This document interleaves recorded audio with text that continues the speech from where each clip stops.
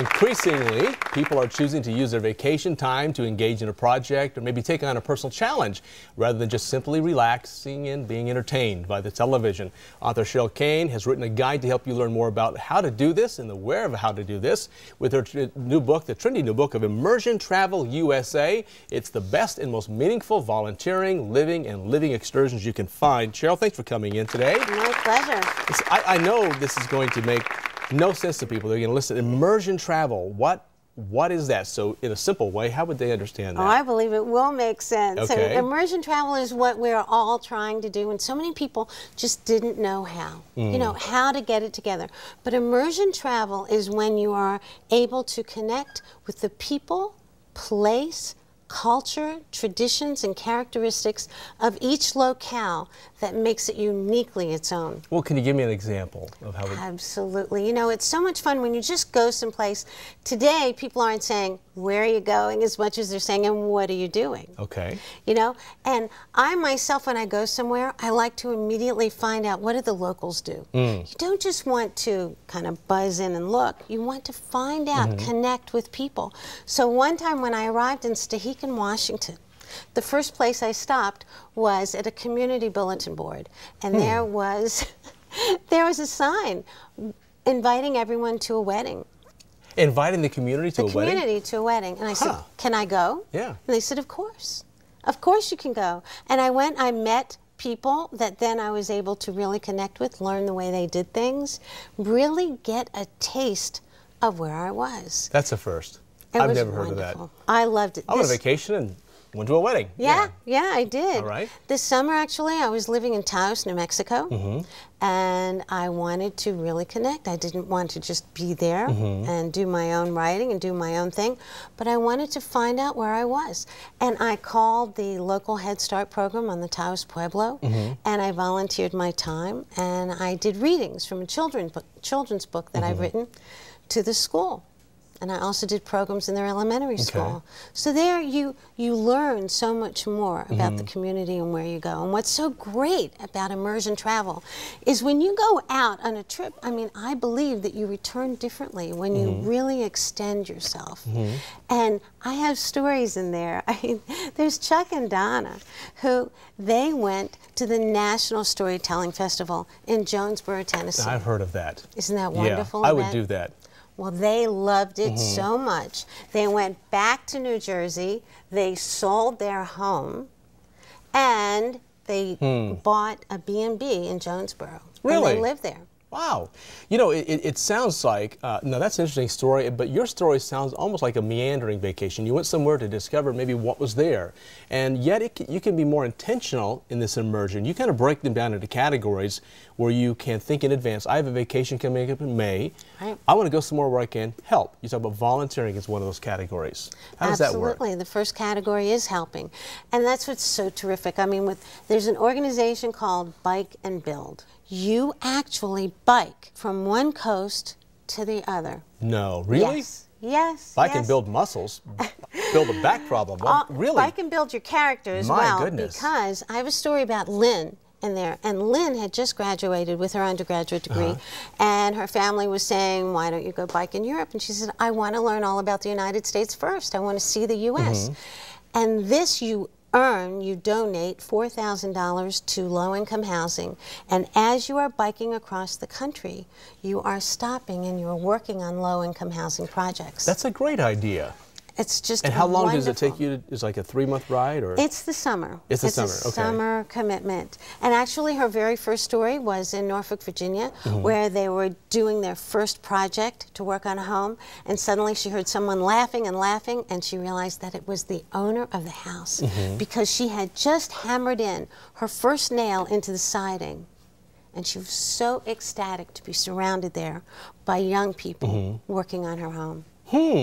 It was just such a thrill. Another category you have is learning. Education, self-help, alternative lifestyles, things like that. What can you learn on a vacation? Can you imagine taking your family or your neighbors to the Antique Boat Museum in New York and in 5 days building your own skiff No. that you can walk away with and you can have and you can use? It's just so. Wow. It's just You go on blows me vacation away. and you learn a skill, or You learn a acquire, skill. Yeah, or you try something that you hadn't done before to see if you enjoy it. That's As right. a way to educate yourself. That's okay. right. How about working? How does a person go to explore? We almost alluded to this a second ago. Long-term or short-term job opportunities. Well, they are all over the place. There are all kinds of things that you can do, and there are very short-term or longer-term.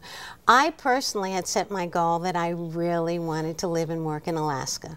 That was my goal. I wanted to drive from Connecticut to Denali National Park. And I really, really, really wanted to be a park ranger. You can get summer hire park ranger jobs. And I didn't know that before. I didn't get any interviews my first time out, but I was fortunate enough to learn that in a major tourism area such as Denali National Park, there are loads and loads of job openings. So I was hired by a hotel. And the hotel wanted someone who could research, write, and deliver living history vignettes. My so I goodness. got to dress up all day, and I was Yeah. talking about women in the gold rush and conservation and leading people out on nature trails. It was Your just cup of tea. wonderful. Oh, Yeah. it's so much fun. Oh my! You can also, what I really, really, Okay. really want to do is to be a whale watch naturalist with these safari tours in Friday Harbor, Washington State. Is That'd it be like the great. boats that go out after the Japanese fishermen, that kind of thing? No, it's the boats that take the tourists out to Oh, find the whales. okay. Yes. Well, look at that. There's a picture of a. Oh, that's terrific. So isn't hey, that it's great? already tempting you. Oh, it is. Washington, here you That's come. where I want to go. Okay, caring, immersion travel for animal lovers, caretakers, and activists. What sort of caring expeditions can a person take? One of my favorite is very close to here in Atlanta. I'll be talking about this tonight when I am doing a book reading at Acapella Books here in Atlanta. And you can also see pictures of it on my website, which is Okay. www.immersiontraveler.com. It's very close to Atlanta. I loved swimming with the manatees in Homosassa, Florida. Just magnificent. And I have a story about Annette, who is from Australia, and when she read about the possibility of swimming with the manatee, she was so thrilled because it's not something she can do where she lives. And it's just magical. And it's also near Tarpon Springs, which is a wonderful place to visit, the sponge capital of the world.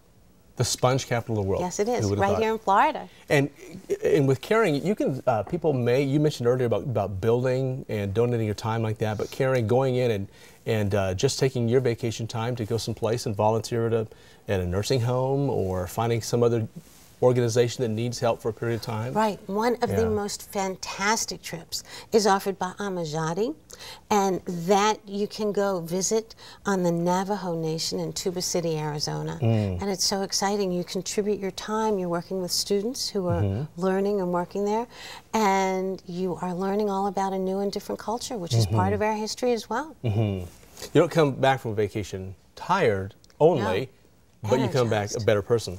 All right, the last one is playing, enjoying the great outdoors. Isn't that Yeah. wonderful? And with that, you can contribute your time to help on trails, to rebuild our national parks, and to do all kinds of wonderful things and really care about conservation and to play out of the box. Well, and the way you've set your book up, and it really is a resource. It reminds me of Paula Begon's Don't Go to the Cosmetic Counter Without Me, as far as really good research. You take each one of these categories and you give them examples, in all of the United States, ways to change the way they vacation. That's right. Get involved. Don't just visit, get involved. What got you started in this? You know, I grew up the daughter of a traveling salesman, and I absolutely loved when I got to go with Daddy out to visit his clients.